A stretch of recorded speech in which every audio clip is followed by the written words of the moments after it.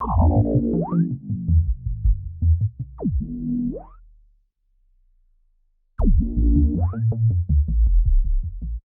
fait, la mission, c'est d'agir directement sur le terrain avec des communautés locales.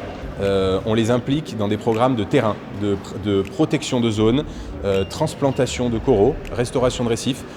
Donc on utilise la restauration comme un outil pédagogique pour qu'ils puissent comprendre ce que c'est qu'un corail et que ça ramène des poissons, et pour pouvoir protéger de plus grandes zones.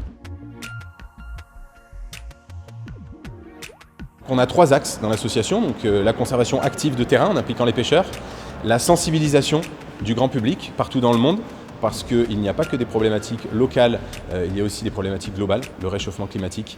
Donc il faut agir localement, mais aussi globalement, et sensibiliser les gens aux problématiques des émissions de CO2.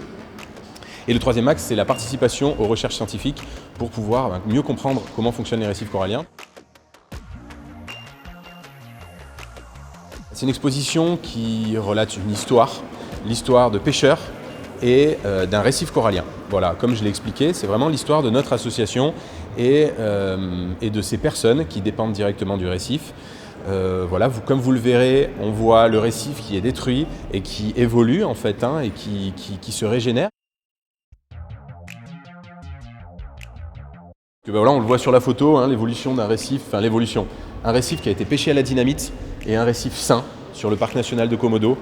On voit très bien que sur cette photo, on a une très grande diversité, et ici, on n'a que quelques poissons au loin, c'est une sorte de désert sous-marin.